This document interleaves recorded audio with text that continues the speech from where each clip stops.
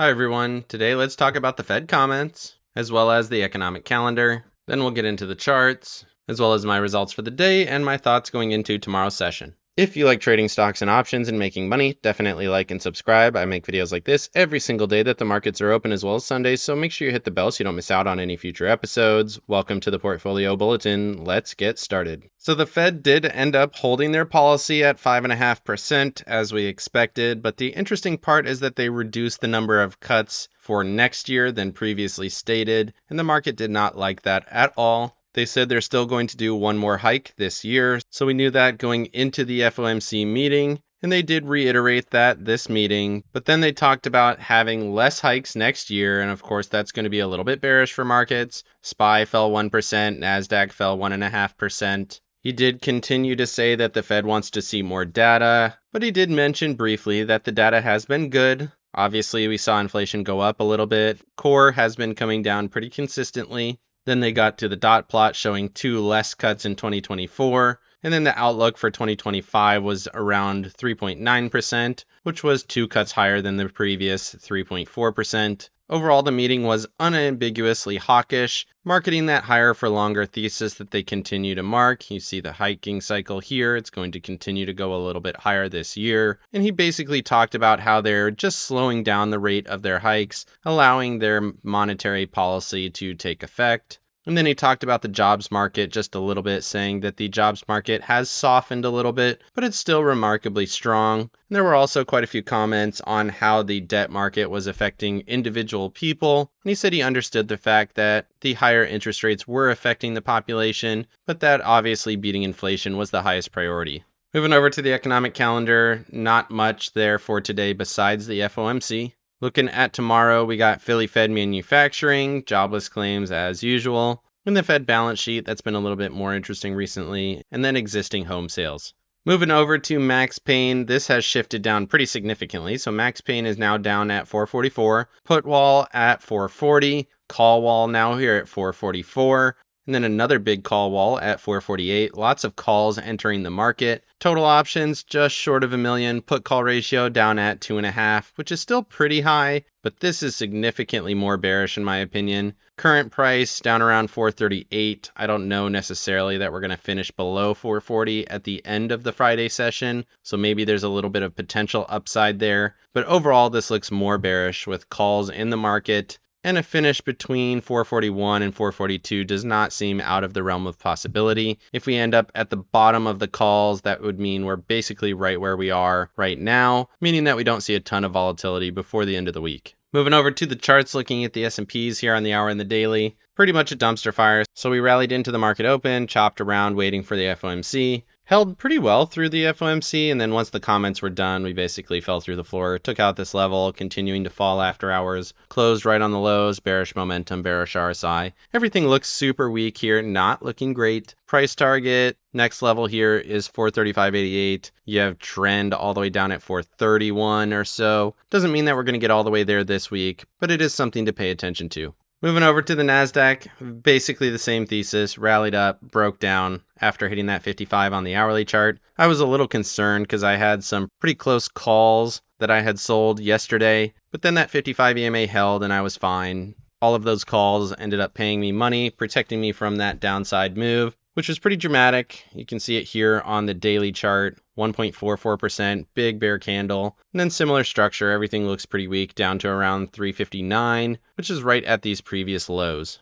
Moving over to the Russell and the Dow. Russell, we said it looked weak yesterday. It actually rallied really strongly into the open, and I started to buy into that a little bit. I took those off pretty quickly on that down move, so I didn't lose a ton of money, but definitely looks super weak. Looking at 179.17 as a potential level for support, you can see we're right here at the lows from June of this year. You can see that left shoulder head, right shoulder structure definitely breaking down. If this culminates, then we're looking at a move all the way down into these 170, 167 area.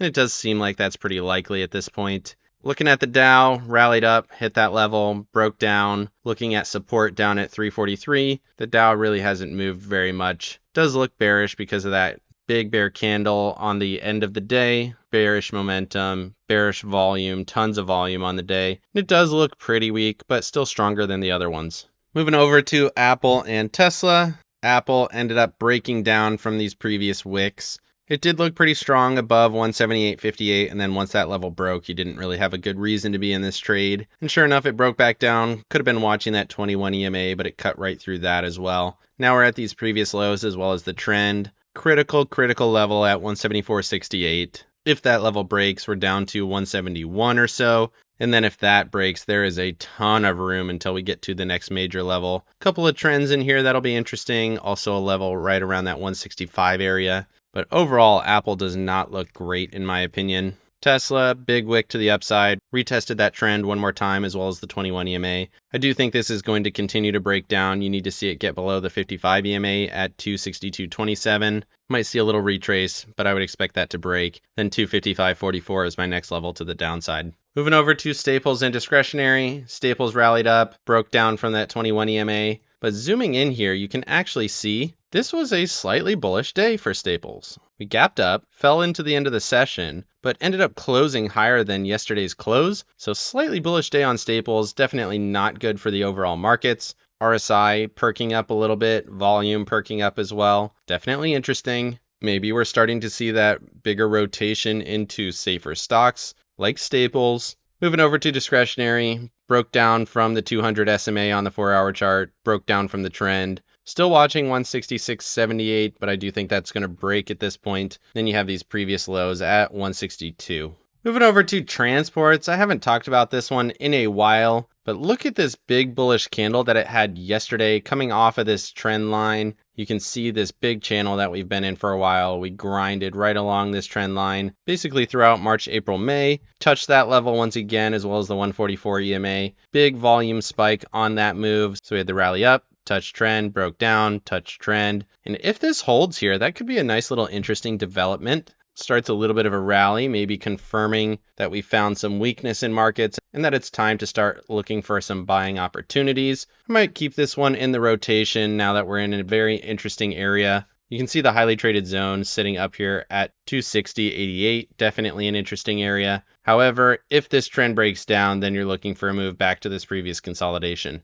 Moving over to breadth, 50-day average, dumpster fire, as you would expect, broke down, momentum moving lower, RSI looks weak. Still have a level at 26.39, definitely interesting right at these previous lows. If that level breaks, then you're looking all the way down to the 15.15 area. And typically that's about as low as this goes, and then you start to see some rallies out of that area. It can go lower all the way down to this 2.7 area, but that's where you're looking at like the June lows here and then the September lows, which actually bottomed a little bit sooner than the overall markets, which was interesting. Definitely something to keep in mind. 200-day average, on the other hand, was a slightly bullish day. Not very bullish, but slightly, which is interesting. So we have more divergence. 200-day average now holding, 50-day average continuing to break down. Moving over to yields, 2-year and 10-year both broke out. We looked at this yesterday. We kind of had expected it. It was very well set up for that. And sure enough, it happened here. Broke out above this previous high. Also, the 2-year breaking out above this previous high.